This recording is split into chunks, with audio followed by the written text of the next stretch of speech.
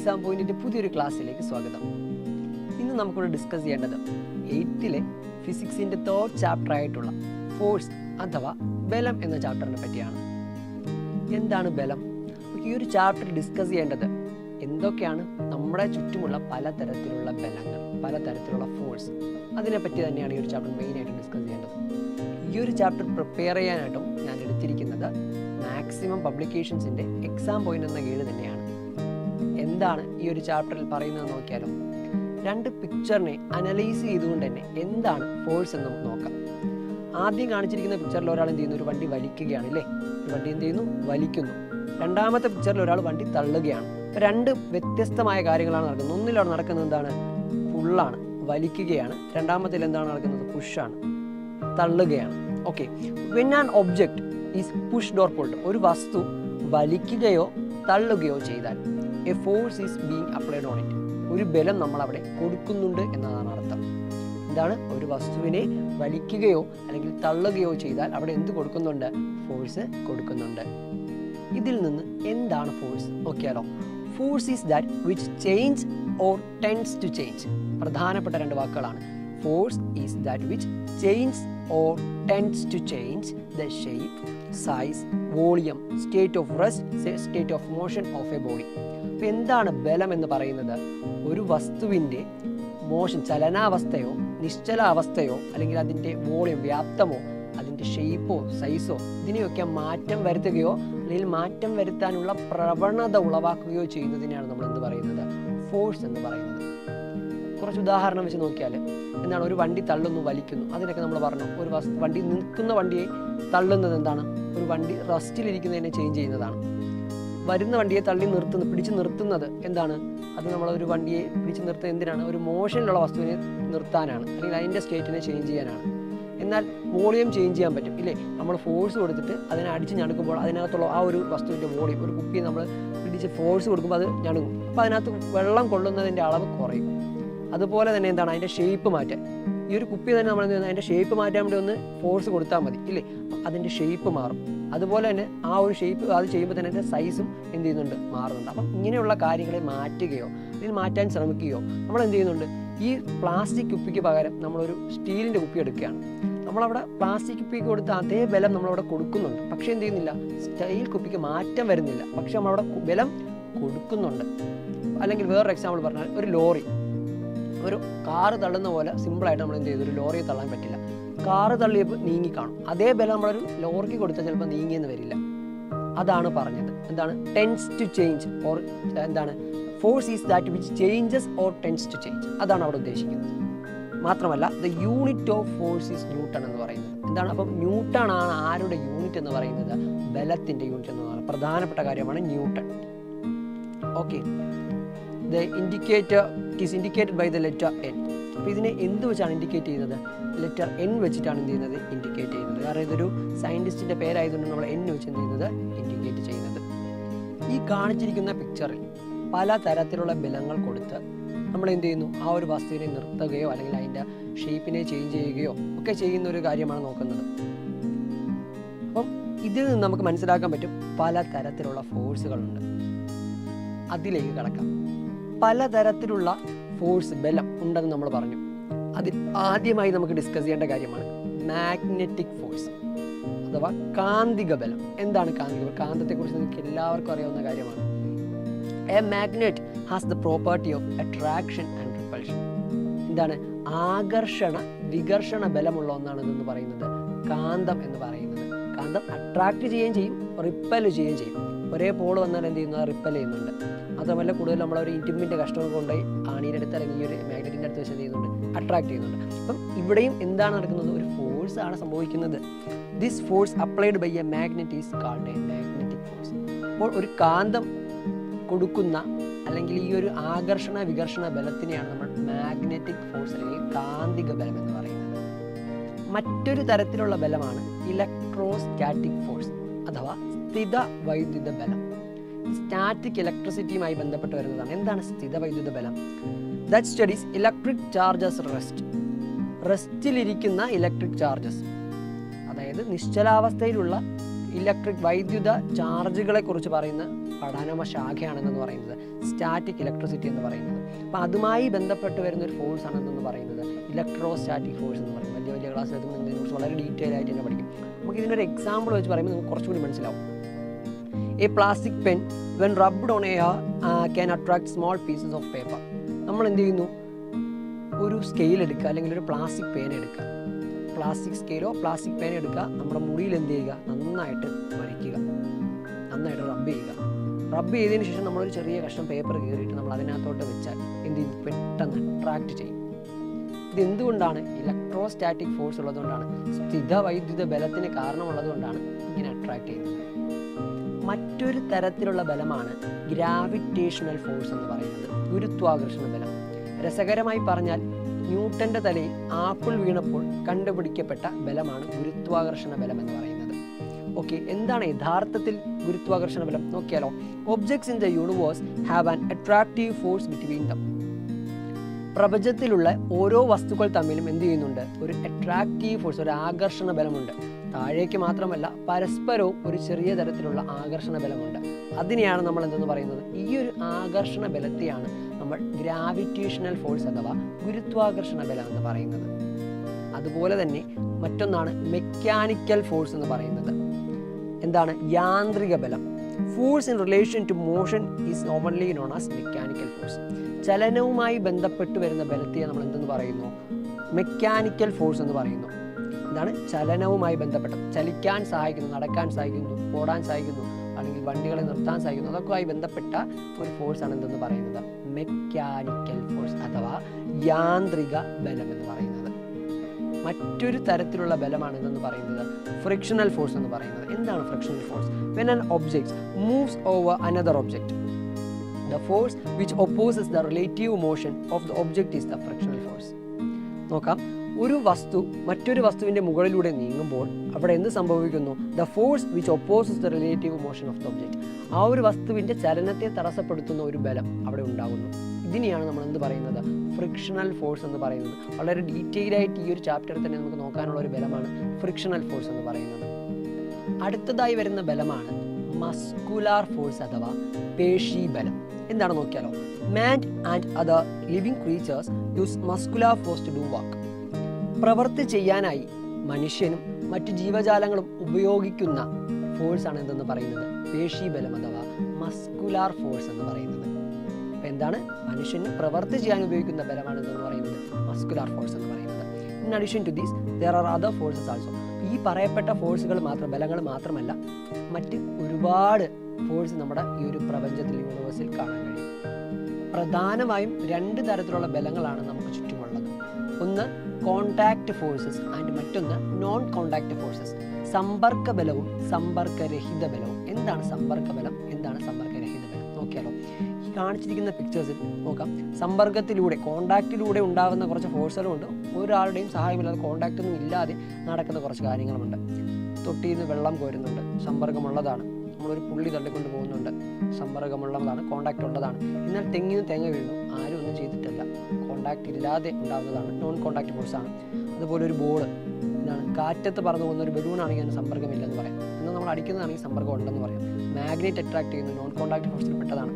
അതുപോലെ നമ്മൾ electrostatic ഫോഴ്സിന് example പറഞ്ഞ സ്കെയിൽ തലയിൽ എന്ത് ചെയ്യുക, റബ്ബ് ചെയ്തിട്ട് കാണിക്കുമ്പോൾ അവിടെ ഉണ്ടാകുന്നത് എന്താണ്, നോൺ കോണ്ടാക്റ്റ് ഫോഴ്സ് എക്സാമ്പിളാണ്. നമ്മൾ ആ പേപ്പറിന് കൊണ്ട് ഫോഴ്സ് കൊടുത്തല്ല അതിനകത്ത് കൊണ്ട് വയ്ക്കുന്നത്. അപ്പം ഇതൊക്കെ കോണ്ടാക്റ്റ് ഫോഴ്സ്, നോൺ കോണ്ടാക്റ്റ് ഫോഴ്സിന് എക്സാമ്പിളാണ്.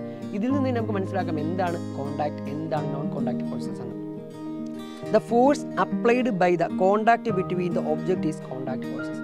രണ്ട് വസ്തുക്കളുടെ സമ്പർക്കം മൂലം ഉണ്ടാകുന്ന ഫോഴ്സിനെയാണ് നമ്മൾ എന്ത് പറയുന്നത്, കോണ്ടാക്റ്റ് ഫോഴ്സ് എന്ന് പറയുന്നത്. ഇപ്പം രണ്ട് വസ്തുക്കളുടെ സമ്പർക്കം മൂലം, കോണ്ടാക്റ്റ് മൂലം, force applied by the contact between the object is called എന്ന് പറയുന്നത് കോണ്ടാക്റ്റ് ഫോഴ്സ്. മറ്റൊന്നാണ് നോൺ കോണ്ടാക്റ്റ് ഫോഴ്സ്. ഇതിന് നമുക്ക് എന്ത് മനസ്സിലാക്കാം, the force applied on an object without contact on it is non contact force. മറ്റൊരു വസ്തുവിൽ എന്തില്ല, കോണ്ടാക്റ്റ് ഇല്ല. അങ്ങനെയുള്ളതിനെയാണ് നമ്മൾ എന്തെന്ന് പറയുന്നത്, ഒരു വസ്തു മറ്റൊരു വസ്തുവുമായി കോണ്ടാക്ട് ഇല്ലാതെ വരുന്ന ഫോഴ്സിനെയാണ് നമ്മൾ എന്തെന്ന് പറയുന്നത്, നോൺ കോണ്ടാക്റ്റ് ഫോഴ്സ് എന്ന് പറയുന്നത്. അതായത് സമ്പർക്ക രഹിത ബലം എന്ന് പറയുന്നത്. അടുത്തതായി നമുക്ക് പഠിക്കേണ്ട ഒരു പ്രധാനപ്പെട്ട ടോപ്പിക്കാണ് ഫ്രിക്ഷണൽ ഫോഴ്സ് അഥവാ ഘർഷണ ബലം എന്ന് പറയുന്നത്. എന്താണ് ഫ്രിക്ഷണൽ ഫോഴ്സ്? നമ്മൾ ഓൾറെഡി ഡിസ്കസ് ചെയ്തിട്ടുണ്ട്, എന്നാലും കുറച്ചുകൂടി ഡീറ്റെയിൽ ആയിട്ട് നോക്കാം. When a body moves or tends to move on the surface of another body, ഒരു വസ്തുവിൻ്റെ മുകളിലുള്ള ഒരു വസ്തു ചലിക്കുകയോ ചലിക്കാൻ ശ്രമിക്കുകയോ അതിനുള്ള പ്രവണത ഉളവാക്കുകയോ ചെയ്താൽ a force is experienced parallel to the surface which opposes the relative motion between them. കുറച്ച് ഡീറ്റെയിൽ ആയിട്ടല്ലേ പറയുന്നത്. ഒരു ബലം ഉണ്ടാകുന്നു, എങ്ങനെ ഉണ്ടാകുന്നു? Experienced parallel to the surface, ആ ഒരു സർഫസിന്, ആ ഒരു പ്രതലത്തിന് സമാന്തരമായി അതിനെ എതിർക്കുന്ന ഒരു ഫോഴ്സ് ഉണ്ടാകുന്നു, ഒരു ബലം ഉണ്ടാകുന്നു. നമ്മൾ നേരത്തെ പറഞ്ഞ കാര്യം തന്നെ കുറച്ചുകൂടെ മനസ്സിലാവുന്ന രീതിക്ക് നമ്മൾ നല്ല തേച്ച് മിനുക്കിയ ഒരു ചുവരിൽ കൈ നമ്മളിങ്ങനെ നന്നായിട്ട് റബ്ബ് ചെയ്യുകയാണ്. നമുക്ക് നന്നായിട്ട് പറ്റൂല്ലേ? എന്നാൽ തേയ്ക്കാത്ത കല്ലിങ്ങനെ പുറത്ത് തള്ളി നിൽക്കുന്ന ഒരു കല്ലിലേക്ക് അല്ലെങ്കിൽ ആ ഒരു ചുവരിലേക്ക് നമുക്ക് കൈ നന്നായിട്ടിട്ട് റബ്ബ് ചെയ്യാൻ പറ്റുമോ? ഇല്ല. കാരണം എന്താണ്? അവിടെയാണ് നമുക്ക് മനസ്സിലാക്കേണ്ടത്. അപ്പം ഒരു പാരലൽ ഫോഴ്സ് എന്ത് ചെയ്യുന്നുണ്ട്? നമ്മളെ കയ്യിലേക്ക് ആക്ട് ചെയ്യുന്നുണ്ട് അവിടെ.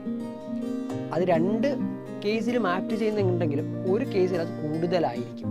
അപ്പം അതാണ് പറയുന്നത്. അപ്പം എന്താണ് ഫ്രിക്ഷണൽ ഫോഴ്സ് എന്ന് കുറച്ച് ഡീറ്റെയിൽ ആയിട്ട് പറഞ്ഞാൽ, പിന്നെ body moves or tends to move on the surface of another body, a force is experienced parallel to the surface which opposes the relative motion. അപ്പോൾ ആ ഒരു വസ്തുവിൻ്റെ ചലനത്തെ എതിർക്കുന്ന സമാന്തരമായി, ആ ഒരു പ്രതലത്തിന് സമാന്തരമായിട്ടൊരു ബലം അവിടെ ഉണ്ടാകുന്നു. ഒരു വസ്തു എന്ത് ചെയ്യുമ്പോൾ, ഒരു വസ്തുവിന് മുകളിലൂടെ ചലിക്കുമ്പോൾ. ഇതാണ് എന്തെന്ന് പറയുന്നത്? ഘർഷണ ബലം അഥവാ ഫ്രിക്ഷണൽ ഫോഴ്സ് എന്ന് പറയുന്നത്. നമ്മുടെ നിത്യേനയുള്ള ജീവിതത്തിൽ വളരെ വലിയ പങ്ക് വഹിക്കുന്ന ഒരു ബലമാണ് ഫ്രിക്ഷണൽ ഫോഴ്സ് അഥവാ ഘർഷണ ബലം എന്ന് പറയുന്നത്. ഏതൊക്കെ സാഹചര്യത്തിലാണ് നാം ഈ ഘർഷണ ബലം, ഫ്രിക്ഷണൽ ഫോഴ്സ് യൂസ് ചെയ്യുന്നത് നോക്കിയാലോ? എബിലിറ്റി ടു ഹോൾഡ് ഒബ്ജക്ട്സ്, വസ്തുക്കളെ പിടിക്കാനായിട്ട്, ഹോൾഡ് ചെയ്യാനായിട്ട്, പിടിച്ചു നിർത്താനായിട്ട് സഹായിക്കുന്നത് ഏത് ബലമാണ്? ഫ്രിക്ഷണൽ ഫോഴ്സ് ആണ്. മാത്രമല്ല നടക്കാൻ, വാക്കിങ്ങിന് സഹായിക്കുന്ന ബലമാണ് എന്തെന്ന് പറയുന്നത്? ഫ്രിക്ഷണൽ ഫോഴ്സ് എന്ന് പറയുന്നത്. ഫ്രിക്ഷണൽ ഫോഴ്സ് ഇല്ല എങ്കിൽ നമ്മൾ എന്ത് ചെയ്യുന്നു? സ്ലിപ്പാകുന്നു. അതുകൊണ്ടാണ് ഫ്രിക്ഷണൽ ഫോഴ്സ് വളരെ ഇമ്പോർട്ടൻ്റ് ആണെന്ന് പറയുന്നത്. മറ്റൊരു ഇൻസ്റ്റൻ്റ് ആണ് wheels are used in vehicles to reduce friction. Friction കുറയ്ക്കാൻ വേണ്ടിയിട്ടാണ് നമ്മൾ എന്തുപയോഗിക്കുന്നത്? വാഹനങ്ങളിൽ ടയറുകൾ, വീലുകൾ ഉപയോഗിക്കുന്നത്. ഇതൊക്കെ പ്രധാനപ്പെട്ട എക്സാമ്പിളുകൾ അല്ലെങ്കിൽ പ്രധാനപ്പെട്ട യൂസസ് ആണ് ഫ്രിക്ഷണൽ ഫോഴ്സിൻ്റെ. ഫ്രിക്ഷൻ തന്നെ പ്രധാനമായിട്ടും രണ്ട് തരത്തിലാണുള്ളത്. ഘർഷണം രണ്ട് തരത്തിലാണുള്ളത്. ഒന്ന് റോളിംഗ് ഫ്രിക്ഷനും മറ്റൊന്ന് സ്ലൈഡിംഗ് ഫ്രിക്ഷനും. ഉരുളൽ ഘർഷണവും നിരങ്ങൽ ഘർഷണവും. ഈ ഒരു പിക്ചറിൽ നിന്ന് മനസ്സിലാവും. ആദ്യത്തെ ഒരു കേസ് എന്താണ്? ഉരുളൽ ഘർഷണത്തിന് എക്സാമ്പിളാണ്, റോളിംഗ് ഫ്രിക്ഷൻ ആണ്. രണ്ടാമത്തത് സ്ലൈഡിംഗ്, നിരക്കലാണ്. അപ്പോൾ ഇതാണ് പ്രധാനമായിട്ട് രണ്ട് തരത്തിലുള്ള ഫ്രിക്ഷൻ എന്ന് പറയുന്നത്. എന്താണ് സ്ലൈഡിംഗ് ഫ്രിക്ഷൻ എന്നും എന്താണ് റോളിംഗ് ഫ്രിക്ഷൻ നോക്കിയാലോ? പിന്നെ body rolls over the surface of another body, the force of friction which originates is rolling friction. ഒരു വസ്തു മറ്റൊരു വസ്തുവിൻ്റെ മുകളിലൂടെ ഉരുട്ടി നീക്കുമ്പോൾ അവിടെ ഉണ്ടാകുന്ന ഫ്രിക്ഷനെയാണ് നമ്മൾ എന്ത് പറയുന്നത്? റോളിംഗ് ഫ്രിക്ഷൻ എന്ന് പറയുന്നത്, ഉരുളൽ ഘർഷണം എന്ന് പറയുന്നത്. അപ്പോൾ എന്താണ് സ്ലൈഡിംഗ് ഫ്രിക്ഷൻ? പിന്നെ body slides on the surface of another body, the force of friction which originates is sliding friction. ഒരു വസ്തു മറ്റൊരു വസ്തുവിന് മുകളിലൂടെ നിരങ്ങി നീങ്ങുമ്പോൾ, ഉരുണ്ട് നീങ്ങുമ്പോൾ, നിരങ്ങി നീങ്ങുമ്പോൾ, ഇവിടെ എന്താണ്? നിരങ്ങി നീങ്ങുമ്പോൾ, സ്ലൈഡ് ചെയ്യുമ്പോൾ അവിടെ ഉണ്ടാകുന്ന ഘർഷണൽ ഫോഴ്സ് അല്ലെങ്കിൽ ഫ്രിക്ഷണൽ ഫോഴ്സ് ആണ് എന്ന് പറയുന്നത് സ്ലൈഡിംഗ് ഫ്രിക്ഷൻ എന്ന് പറയുന്നത്. എന്താണ്? നിരങ്ങൽ ഘർഷണം എന്ന് പറയുന്നത്. Rolling friction is less than sliding friction. ഉരുളൽ ഘർഷണം എന്ന് പറയുന്നത് ആരെക്കാളും കുറവാണ്? സ്ലൈഡിംഗ് ഫ്രിക്ഷനേക്കാളും കുറവാണ് റോളിംഗ് ഫ്രിക്ഷൻ. ഉരുളൽ ഘർഷണം സ്ലൈഡിംഗ് ഫ്രിക്ഷനേക്കാളും കുറവാണ് എന്നാണ് പറയുന്നത്. Some situations where friction is beneficial and non beneficial.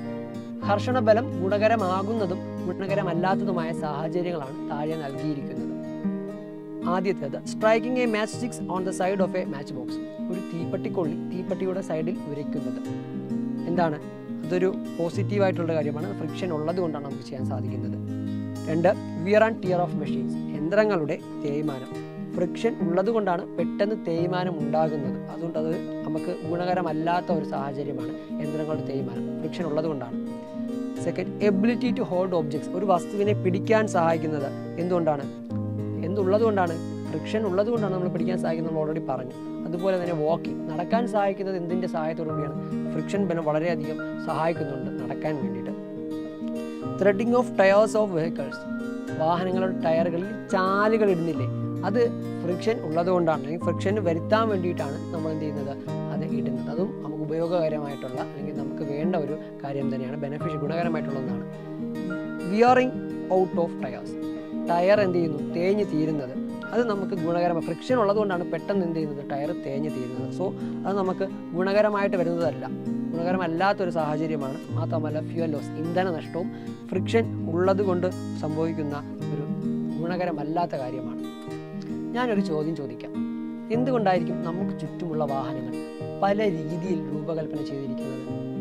Aeroplane രൂപകൽപ്പന ചെയ്തിരിക്കുന്നത് പോലെയല്ല ബോട്ടിനെ രൂപകൽപ്പന ചെയ്തിരിക്കുന്നത്. ബോട്ടിനെ രൂപകൽപ്പന ചെയ്തിരിക്കുന്നത് പോലെയല്ല കാറിനെ ഡിസൈൻ ചെയ്തിരിക്കുന്നത്. ഓരോന്നിനും വ്യത്യാസമുണ്ട്. എന്തുകൊണ്ടായിരിക്കാം നോക്കാം. They designed in a peculiar shape to reduce the friction. എന്തിനെ കുറയ്ക്കാൻ വേണ്ടിയിട്ടാണ്? ഫ്രിക്ഷനെ, ഘർഷണ ബലത്തെ കുറയ്ക്കാൻ വേണ്ടിയിട്ടാണ് അവരുടേതായ രീതിക്ക് അവ എന്ത് ചെയ്തത്, രൂപകൽപ്പന ചെയ്തിരിക്കുന്നത്. എന്ത് മൂലമുള്ള friction? Due to air, water or both when they move forward. അവ മുന്നിലേക്ക് സഞ്ചരിക്കുമ്പോൾ വായുവോ വെള്ളമോ അല്ലെങ്കിൽ ഇവ രണ്ടും മൂലമോ ഉള്ള ഘർഷണ ബലത്തെ കുറയ്ക്കുവാൻ വേണ്ടിയിട്ടാണ് ഓരോ വാഹനവും അതിൻ്റെതായ രീതിക്ക് രൂപകൽപ്പന ചെയ്തിരിക്കുന്നത്. ഇത്തരത്തിൽ വാഹനങ്ങളുടെ മാത്രമല്ല പല വസ്തുക്കളുടെയും ആകൃതി, ഡിസൈൻ ചേഞ്ച് ചെയ്യാറുണ്ട്. Designing the shape of objects so as to reduce friction is streamlining. എന്താണ്? ഫ്രിക്ഷൻ കുറയ്ക്കാൻ വേണ്ടിയിട്ട്, ഘർഷണ ബലം കുറയ്ക്കാൻ വേണ്ടിയിട്ട് വസ്തുക്കളുടെ ഡിസൈൻ നമ്മൾ ചേഞ്ച് ചെയ്യുന്നതിനെ അല്ലെങ്കിൽ ഡിസൈൻ കൊടുക്കുന്നതിനെയാണ് നമ്മൾ എന്ത് പറയുന്നത്, ധാരോരേഖിതമാക്കൽ അഥവാ സ്ട്രീം ലൈനിങ് എന്ന് പറയുന്നത്. എന്താണ് streamlining? Designing the shape of an object so as to reduce the friction. ഘർഷണ ബലം കുറയ്ക്കുവാനായിട്ട് വസ്തുക്കളെ ഡിസൈൻ ചെയ്യുന്ന ആ ഒരു രീതിയെയാണ് നമ്മൾ എന്ത് പറയുന്നത്, സ്ട്രീം ലൈനിങ് എന്ന് പറയുന്നത്. അപ്പോൾ എന്താണ് സ്ട്രീം ലൈനിങ് എന്ന് വെച്ചാൽ എന്താണ്? വസ്തുക്കളെ ഡിസൈൻ ചെയ്യുന്നു ഫ്രിക്ഷൻ അതിജീവിക്കാൻ വേണ്ടിയിട്ട്, ഫ്രിക്ഷൻ കുറയ്ക്കുവാൻ വേണ്ടിയിട്ട്. അതാണ് എന്തെന്ന്, ധാരോരേഖിതമാക്കൽ എന്ന് പറയുന്നത്. ഫ്രിക്ഷനെ കുറയ്ക്കുവാനായി, ഘർഷണബലത്തെ കുറയ്ക്കുവാനായി നാം ഉപയോഗിക്കുന്നവയെ കുറിച്ചാണ് നമുക്ക് അടുത്ത് പഠിക്കേണ്ടത്. Materials used to reduce friction are called lubricants. ഫ്രിക്ഷനെ കുറയ്ക്കുവാനായി നാം ഉപയോഗിക്കുന്ന വസ്തുക്കളെയാണ് സ്നേഹകങ്ങൾ അഥവാ ലൂബ്രിക്കൻസ് എന്ന് പറയുന്നത്. Graphite is a solid lubricant.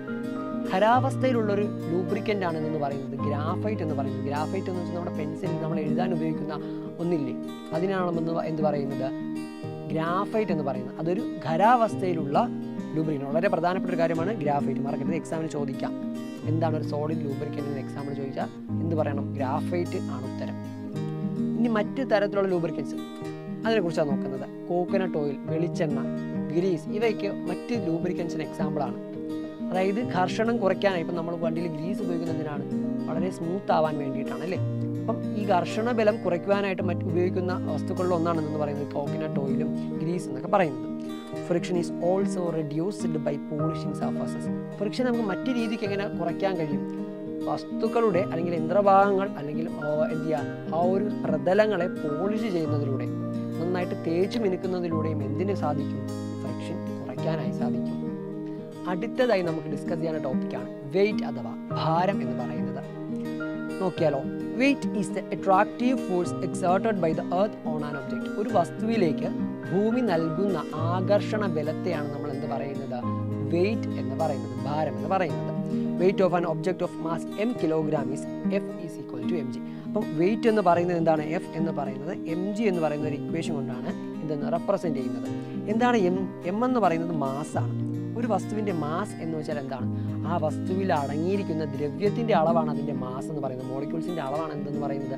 Mass എന്ന് പറയുന്നത്. അപ്പം മാസും നമ്മുടെ നമ്മൾ എർത്ത് കൊടുക്കുന്ന ഒരു ഫോഴ്സാണ് ഗ്രാവിറ്റേഷണൽ ഫോഴ്സ്. അപ്പം ആ ഒരു വാല്യൂ കൂടെ ചേരുമ്പോഴാണ് ആ ഒരു വസ്തുവിൻ്റെ വെയിറ്റ് എന്ന് നമ്മൾ പറയുന്നത്.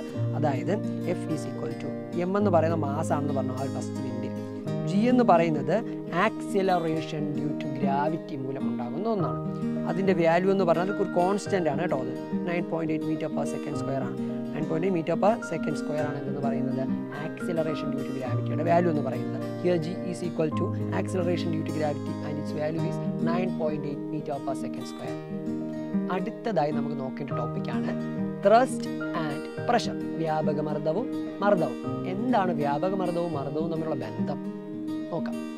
The total normal force experienced by a surface is thrust. എന്താണ്? ഒരു പ്രതലത്തിൽ അനുഭവപ്പെടുന്ന ആകെ ബലത്തെയാണ് നമ്മൾ എന്ത് പറയുന്നത്? ത്രസ്റ്റ് എന്ന് പറയുന്നത്, വ്യാപക മർദ്ദം എന്ന് പറയുന്നത് ടോട്ടൽ നോർമൽ ഫോഴ്സ്, ഒരു പ്രതലത്തിൽ അനുഭവപ്പെടുന്ന ആകെ നോർമൽ ഫോഴ്സ്, സാധാരണ ബലത്തെയാണ് നമ്മൾ എന്ത് പറയുന്നത്, ത്രസ്റ്റ് അഥവാ വ്യാപക മർദ്ദം എന്ന് പറയുന്നത്. Thrust per unit area is pressure. എന്നാൽ ഒരു യൂണിറ്റ് ഏരിയയിൽ ഉണ്ടാകുന്ന, ഒരു നിശ്ചിത സ്ഥലത്തുണ്ടാകുന്ന ത്രസ്റ്റിനെയാണ്, വ്യാപക മർദ്ദത്തെയാണ് നമ്മൾ എന്ത് പറയുന്നത്, പ്രഷർ എന്ന് പറയുന്നത്, മർദ്ദം എന്ന് പറയുന്നത്. Pressure is equal to thrust by area. Pressure is equal to thrust by area. Okay, അതായത് ഒരു യൂണിറ്റ് ഏരിയയിൽ ഉണ്ടാകുന്ന എന്താണ്, ത്രസ്റ്റിനെയാണ് നമ്മൾ എന്ത് പറയുന്നത്, പ്രഷർ എന്ന് പറയുന്നത്. Unit of pressure is newton per metre square. Thrust എന്ന് പറയുന്നത് എന്താണ്, ഒരു ഫോഴ്സിന് എക്സാമ്പിൾ ആണ്. അപ്പോൾ ന്യൂട്ടൺ പെർ ഏരിയ എന്ന് പറയുന്നത് മീറ്റർ സ്ക്വയർ എന്നാണ് അതിൻ്റെ യൂണിറ്റ് എന്ന് പറയുന്നത്. പക്ഷേ നമ്മൾ അതിനെ സിമ്പിളാക്കി പാസ്കൽ എന്നാണ് പറയുന്നത്.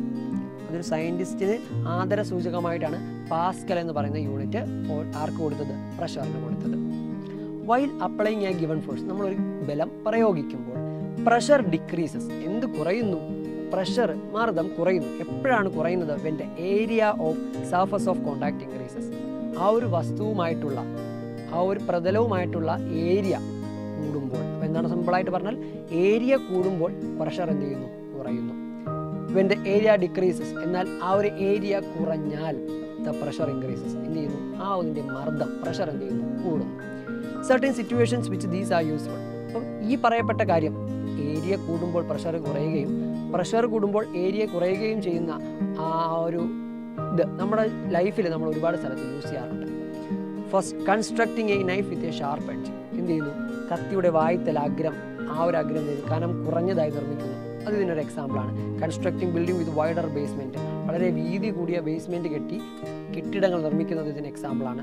Connecting the wheels of tanks and other such vehicles using wide chains, വളരെ വീതി കൂടിയ ചങ്ങലകൾ വെച്ച് വലിയ വലിയ യുദ്ധ ടാങ്കറുകൾ പോലുള്ള വണ്ടികളെ നിർമ്മിക്കുന്നത് ഇത് കാരണമാണ്. Making a sewing needle with sharp tip, സൂചിയുടെ, അതാണ് തയ്ക്കുന്ന സൂചിയുടെ അഗ്രം കൂർത്തതാക്കുന്നതിനും കാരണം എന്താണ്, ഇതുകൊണ്ടാണ്. ഈ മുകളിൽ പറയപ്പെട്ട 4 കാര്യങ്ങൾ ഏറ്റവും ഫസ്റ്റത്തെയും സെക്കൻഡത്തെയും എന്താണ് നമുക്ക് മനസ്സിലാക്കാൻ കഴിയുന്നത്, ഏരിയ കുറയുമ്പോൾ പ്രഷർ കൂടുന്നു.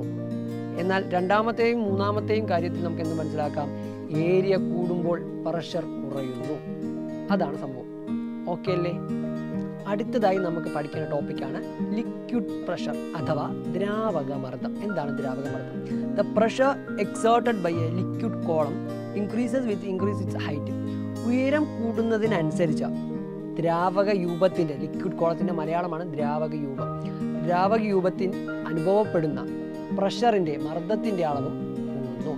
The pressure exerted by a liquid column increases when the height is increases. അപ്പോൾ എന്താണ്, അവിടെ അനുഭവപ്പെടുന്ന മർദ്ദം, ഈ ലിക്വിഡ് കോളത്തിൽ അനുഭവപ്പെടുന്ന മർദ്ദം കൂടുന്നു. എപ്പോഴാണ്, ഹൈറ്റ് കൂടുന്നതിനനുസരിച്ച്. The thrust acting per unit area by a liquid is liquid pressure. അപ്പോൾ അവിടെ ഉണ്ടാകുന്ന വ്യാപക മർദ്ദമാണ്, ഒരു യൂണിറ്റ് ഏരിയയിൽ ഒരു ലിക്വിഡ് ഉണ്ടാക്കുന്ന വ്യാപക മർദ്ദത്തെയാണ് നമ്മൾ എന്ത് പറയുന്നത്, ലിക്വിഡ് പ്രഷർ എന്ന് പറയുന്നത്. Liquid exert force on all side of the container in which they are taken. ഏത് കണ്ടെയ്നറിലാണോ നമ്മൾ എടുക്കുന്നത്, ഏത് പാത്രത്തിലാണോ അല്ലെങ്കിൽ ഏതൊരു വെസലിലാണോ അല്ലെങ്കിൽ ഏതൊരു കണ്ടെയ്നറിലാണോ നമ്മൾ ആ ഒരു വെള്ളം എടുക്കുന്നത്, അപ്പോൾ പ്രഷർ ഈക്വലായിട്ട് എല്ലാ സ്ഥലത്തേക്കും ഒരുപോലെ എന്ത് ചെയ്യുന്നുണ്ട്, വ്യാപിക്കുന്നുണ്ട്. ഇതാണ് എന്തെന്ന് പറയുന്നത്, ലിക്വിഡ് പ്രഷർ അഥവാ ദ്രാവക മർദ്ദം എന്ന് പറയുന്നത്. ഇനി ഒരു ലിക്വിഡ് പ്രഷറിനെ സ്വാധീനിക്കുന്ന ഘടകങ്ങൾ എന്തൊക്കെയാണെന്ന് നോക്കിയാലോ. Factors influencing liquid pressure. First one, height of the liquid column. ഒരു ലിക്വിഡ് കോളത്തിൻ്റെ, ദ്രാവക യൂപത്തിൻ്റെ ഹൈറ്റ്, ഉയരം വളരെ പ്രധാനപ്പെട്ട ഒരു കാര്യമാണ്. And also density of the liquid. ആ ഒരു ലിക്വിഡിൻ്റെ എന്താണ്, സാന്ദ്രത, ദ്രാവകത്തിൻ്റെ സാന്ദ്രതയും വളരെ പ്രധാനപ്പെട്ട ഘടകമാണ്. ഇതിനകത്ത് ഒരാളും കൂടി വരുന്നുണ്ട്, ഗ്രാവിറ്റേഷൻ, ആക്സലറേഷൻ ഡ്യൂ ടു ഗ്രാവിറ്റിയും ഒരു പ്രധാനപ്പെട്ട ഘടകമാണ്. 3 ഘടകങ്ങൾ ചേർന്നിട്ടാണ് എന്ത്, ലിക്വിഡ് പ്രഷർ ഉണ്ടാവുന്നത്. In other words, liquid pressure is directly proportional to the weight of liquid column over unit area. ഒരു യൂണിറ്റ് ഏരിയയിലുള്ള ലിക്വിഡ് കോളത്തിൻ്റെ വെയിറ്റിന്, ഒരു യൂണിറ്റ് ഏരിയയിലുള്ള ലിക്വിഡ് കോളത്തിൻ്റെ വെയിറ്റിന് ആനുപാതികമാണ്, ഡയറക്റ്റ്ലി പ്രൊപ്പോർഷണൽ ആണ് എന്തെന്ന് പറയുന്നത്, ലിക്വിഡ് പ്രഷർ എന്ന് പറയുന്നത്. ലിക്വിഡ് പ്രഷർ എന്ന് വെച്ചാൽ എന്താണ്, ആ ഒരു യൂണിറ്റ് ഏരിയയിലുള്ള ലിക്വിഡ് കോളത്തിൻ്റെ ദ്രാവക രൂപത്തിൻ്റെ വെയിറ്റിന് ഭാരത്തിന് ആനുപാതികമാണ് ലിക്വിഡ് പ്രഷർ അഥവാ ദ്രാവക മർദ്ദം എന്ന് പറയുന്നത്. ഇനി നോക്കാം, if the height of the liquid column h, liquid കോളത്തിൻ്റെ ദ്രാവക രൂപത്തിൻ്റെ ഹൈറ്റ് എന്ന് പറയുന്നത് h ആണ്, അവിടുത്തെ ഡെൻസിറ്റി അവിടുത്തെ സാന്ദ്രത എന്ന് പറയുന്നത് d ആണ്, and the acceleration due to gravity എന്ന് പറയുന്നത് g ആണ്. ഇത് മൂന്നും ഓക്കെ ആണെങ്കിൽ, അല്ലെങ്കിൽ ഇത് മൂന്നും ഉണ്ടെങ്കിൽ അവിടുത്തെ ലിക്വിഡ് പ്രഷർ എന്ന് പറയുന്നത് P is equal to HdG. കാരണം നമ്മൾ പറഞ്ഞു എന്തിന് ആനുപാതികമാണ്, ഡയറക്റ്റ്ലി പ്രൊപ്പോർഷണലാണ് weight of liquid column over unit ഏരിയയ്ക്ക് ഡയറക്റ്റ്ലി പ്രൊപ്പോർഷണലാണ് നമ്മൾ പറഞ്ഞു. സോ നമുക്ക് എങ്ങനെ എഴുതാം, ലിക്വിഡ് പ്രഷർ എന്ന് പറയുന്നത് HdG എന്ന് എഴുതാൻ കഴിയും. അറ്റ്മോസ്ഫിയറിക് പ്രഷറുമായി ബന്ധപ്പെട്ട കാര്യങ്ങളാണ് നമ്മൾ ഇനി നോക്കുന്നത്. ഒന്ന്, അസ്ട്രോണറ്റ്സ് വെയർ സ്പെഷ്യലി ഡിസൈൻഡ് ക്ലോത്ത്സ്. എന്ത് ചെയ്യുന്നു, ബഹിരാകാശ സഞ്ചാരികൾ പ്രത്യേകമായി രൂപകൽപ്പന ചെയ്ത വസ്ത്രങ്ങൾ ഉപയോഗിക്കുന്നു. ആസ് മൗണ്ടൈനേഴ്സ് ക്ലൈം ഹയർ ആൾട്ടിറ്റ്യൂഡ്സ്, പർവ്വതാരോഹകർ ഉയരങ്ങളിലേക്ക് എത്തുമ്പോൾ അവർക്ക് മൂക്കിൽ നിന്ന് രക്തസ്രാവം ഉണ്ടാവാനുള്ള സാധ്യതയുണ്ട്. Also fixing rubber suckers on polished surface, വളരെ മിനുസമേറിയ പ്രതലത്തിൽ റബ്ബർ സക്കേഴ്സിനെ എന്ത് ചെയ്യുന്നു, ഫിക്സ് ചെയ്യാൻ പറ്റുന്നതും അറ്റ്മോസ്ഫിയറിക് പ്രഷർ ഉള്ളതുകൊണ്ടാണ്. അടുത്തതായി നമുക്ക് നോക്കേണ്ട ടോപ്പിക്കാണ് അറ്റ്മോസ്ഫിയറിക് പ്രഷർ അഥവാ അന്തരീക്ഷ മർദ്ദം. എന്താണ് നോക്കിയാലോ, an envelope of air surrounds the earth. This is Earth's atmosphere. വായുവിൻ്റെ ഒരു ആവരണം നമുക്ക് ഭൂമിക്ക് ചുറ്റുമുണ്ട്. ഇതിനെയാണ് നമ്മൾ എർത്തിൻ്റെ അറ്റ്മോസ്ഫിയർ എന്ന് പറയുന്നത്, അന്തരീക്ഷം എന്ന് പറയുന്നത്. The density of the atmospheric air near the surface of the earth is greater and it decreases as we go up. നമ്മുടെ അറ്റ്മോസ്ഫിയറിക് എയറിൻ്റെ അന്തരീക്ഷ വായുവിൻ്റെ സാന്ദ്രത സർഫസിലേക്ക് വരുമ്പോൾ, ഉപരിതലത്തിലേക്ക് വരുന്തോറും കൂടി വരുന്നു. And decrease as we go up, എപ്പം കുറയുന്നു, മുകളിലേക്ക് പോകുമ്പോൾ, ഉയരത്തിലേക്ക് പോകുമ്പോൾ ഡെൻസിറ്റി സാന്ദ്രത കുറഞ്ഞു വരുന്നു. ആരുടെയാണ്, അന്തരീക്ഷത്തിൻ്റെയാണ് കേട്ടോ. The weight of the air column over unit area of the earth's surface is atmospheric pressure. അപ്പോൾ എന്താണ് atmospheric pressure? The weight of the air column, വായുരൂപത്തിൻ്റെ വെയിറ്റ്, ഭാരം, over unit area of the surface, earth surface, നമ്മുടെ ഭൂമിയുടെ ഉപരിതലത്തിൻ്റെ എന്താണ്, unit area, അതിൽ അനുഭവപ്പെടുന്ന air കോളത്തിൻ്റെ വെയിറ്റിനെയാണ്, ഭാരത്തെയാണ് നമ്മൾ എന്ത് പറയുന്നത്, അറ്റ്മോസ്ഫിയറിക് പ്രഷർ എന്ന് പറയുന്നത്. അതായത് നമ്മുടെ ഭൂമിക്ക് ചുറ്റും ഒരു എയർ ഉണ്ടെന്ന് പറഞ്ഞു, അപ്പോൾ അവിടെ ഒരു എയർ കോളമുണ്ട്. ഈ ഒരു എയർ കോളത്തിന് ചുറ്റും ആ ഒരു യൂണിറ്റ് ഏരിയയിൽ ഉണ്ടാകുന്ന വെയിറ്റ്, ഇതിനെയാണ് നമ്മൾ എന്ത് പറയുന്നത്, അറ്റ്മോസ്ഫിയറിക് പ്രഷർ അഥവാ അന്തരീക്ഷ മർദ്ദം എന്ന് പറയുന്നത്. ഇനി നോക്കാം എങ്ങനെയാണ് അറ്റ്മോസ്ഫിയറിക് പ്രഷറിനെ മെഷർ ചെയ്യുന്നത്, അളക്കുന്നത്. The weight of an air column above the unit area of the surface of the earth at the sea level.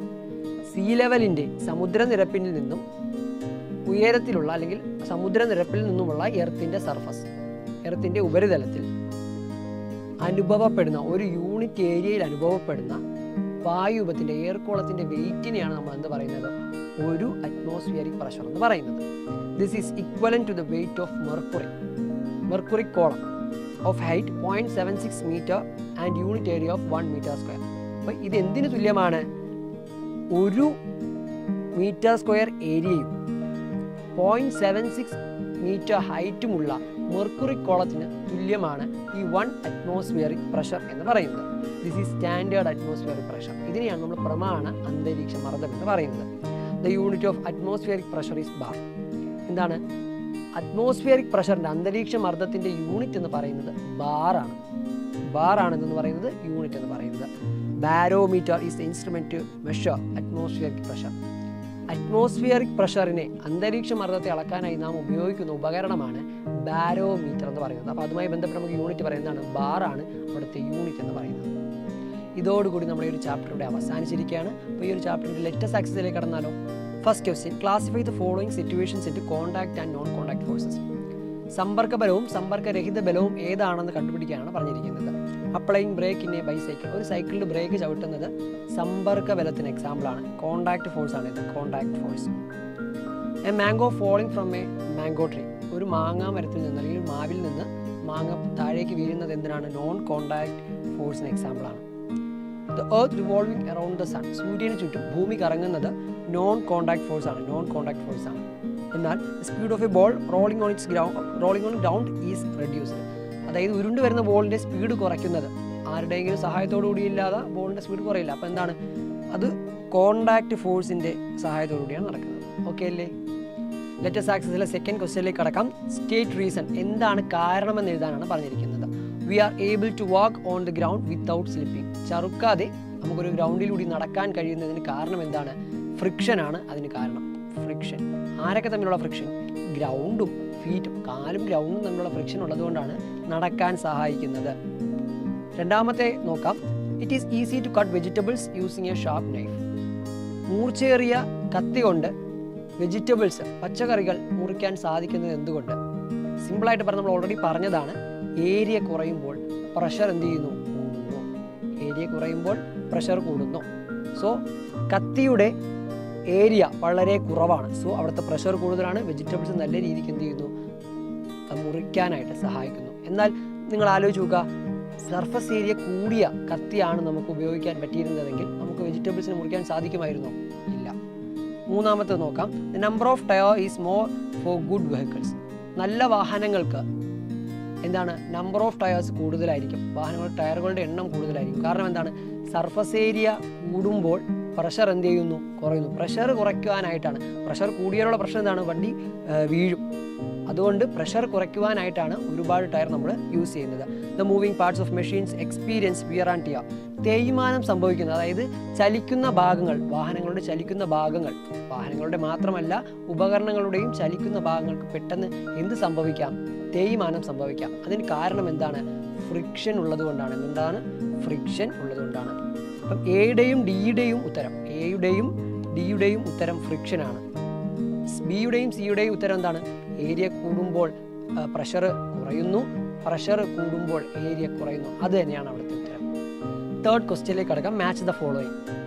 First, atmospheric pressure ആരുമായിട്ട് ബന്ധപ്പെടുത്താം? ബിയും സിയും കോളത്തിൽ. അറ്റ്മോസ്ഫിയറിക് പ്രഷർ ബാറുമായിട്ട് ബന്ധപ്പെടുത്താം. ആൻഡ് ഓൾസോ സി കോളത്തിൽ ബാരോമീറ്റർ, ബാർ യൂണിറ്റും ബാരോമീറ്റർ വെച്ചാണ് നമ്മൾ എന്ത് ചെയ്യുന്നത്? അതിനെ മെഷർ ചെയ്യുന്നത്. രണ്ടാമത്തത് ലൂബ്രിക്കൻ്റ് ആണ്. ലൂബ്രിക്കൻ്റ് ആയിട്ട് നമ്മളിവിടെ യൂസ് ചെയ്യുന്നത് ആരെയാണ്? ഫ്രിക്ഷൻ കുറയ്ക്കാൻ വേണ്ടിയിട്ടാണ് ലൂബ്രിക്കൻ്റ് യൂസ് ചെയ്യുന്നത്. ഓൾസോ നമ്മൾ അതിന് യൂസ് ചെയ്യുന്നത് കോക്കനട്ട് ഓയിലാണ്. ഓക്കെ. അടുത്തത് കോക്കനട്ട് ഫോളിങ് ഡൗൺ. ഒരു തേങ്ങ തറയിലേക്ക് വീഴുന്നത് നമുക്ക് എങ്ങനെ, ഏതിൻ്റെ ഗണത്തിൽ ഉൾപ്പെടുത്താം? ഗ്രാവിറ്റേഷൻ മൂലമാണ്. കോക്കനട്ട് താഴേക്ക് വീഴുന്നത് ആര് മൂലമാണ്? ഗ്രാവിറ്റേഷൻ മൂലമാണ്. ഇതൊരു നോൺ കോണ്ടാക്ട് ഫോഴ്സ് ആണ്. ഓക്കെ. ആൻഡ് ഓൾസോ മാഗ്നറ്റിൻ്റെ പ്രത്യേകത എന്താണ്? അട്രാക്ഷൻ ആണ്. മാഗ്നറ്റിൻ്റെ പ്രത്യേകത എന്താണ്? അട്രാക്ഷൻ ആണ്. അത് റിപ്പൾഷനും കാണിക്കും. ഓക്കെ അല്ലേ? Fourth question, bubbles rising from the bottom of the water filled in a bottle are depicted in the figure. അതായത് കുമിളകൾ വരുന്നതിനെ കാണിക്കുന്നതാണ് താഴെ തന്നിരിക്കുന്ന pictures. Which is correct figure? ഇതിൽ താഴെ തന്നിരിക്കുന്ന ഏതാണ് ശരിയായ ചിത്രം? Justify your answer. എന്തുകൊണ്ടായിരിക്കും അത് ശരിയായത്? അപ്പം എ നോക്കാം. താഴെ വലിയ കുമിള, ബി എന്ന് പറയുമ്പോൾ ഒരേപോലത്തെ കുമിള എല്ലായിടത്തും, സി എന്ന് പറയുന്നത് ചെറിയ കുമിള താഴെ മുകളിലോട്ട് പോകുമ്പോൾ വലുതാകുന്നുണ്ട്, ഡി എന്ന് പറയുന്ന ഒരു കറക്റ്റായിട്ടുള്ള കുമിള ചെറുതും വലുതും ഒരു ആൾട്ടർനേറ്റ് ആയിട്ട് വരുന്നതാണ്. ഇതിനകത്തുള്ള കൃത്യമായിട്ടുള്ള ആൻസർ എന്ന് പറയുന്നത് സി ആണ്. കാരണം സി, കുപ്പിയുടെ താഴേക്ക് ചെല്ലും തോറും പ്രഷർ കൂടുതലാണ്. സോ പ്രഷർ കൂടിയ സ്ഥലത്ത് കുമിളകളുടെ വലിപ്പം കുറവും, പ്രഷർ കുറയും തോറും കുമിളകളുടെ വലിപ്പം കൂടുകയും ചെയ്യുന്നു. സോ ഇവിടുത്തെ ആൻസർ സി ആണ്. ലെറ്റസ് ആക്സിലെ അഞ്ചാമത്തെ ക്വസ്റ്റ്യനിലേക്ക് കടക്കാം. A toy of car 50 gram is placed in a polished table. ഒരു ടേബിളിൽ ഒരു 50 ഗ്രാമിൻ്റെ കാർ വെച്ചിരിക്കുകയാണ്. ആൻഡ് ഓൾസോ 2 ത്രെഡ് വെച്ച് 2 സൈഡിലേക്കും അറ്റാച്ച് ചെയ്തിട്ടുള്ള ഒരു പാനുമുണ്ട് ഈ കാറുമായിട്ട് ബന്ധപ്പെടുത്തി. താഴെ തന്നിരിക്കുന്ന ക്വസ്റ്റ്യൻസ് ഏതൊക്കെയാണെന്ന് നോക്കാം. What do you observe if 100 gram each is placed on both pans? ഈ 2 പാനിലേക്കും 100 gram കൊടുത്തു കഴിഞ്ഞാൽ എന്തായിരിക്കും സംഭവിക്കുന്നത്? കാരണം എന്തുണ്ടാവില്ല?